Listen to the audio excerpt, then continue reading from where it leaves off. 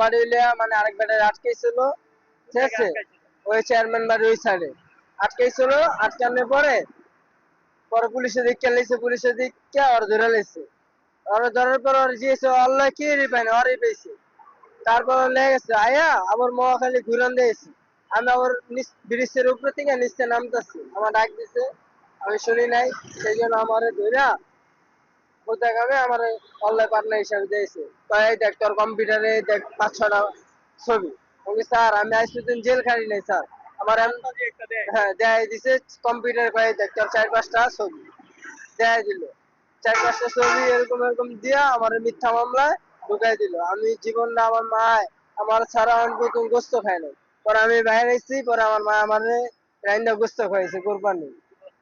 এরকম মা বাবার ভালোবাসা কই পাবো? তাই জেনে শুকুর করি আল্লাহর দ্বারে এরকম নিরীহ মানুষ কোন সময় যেন জেলে না যায়।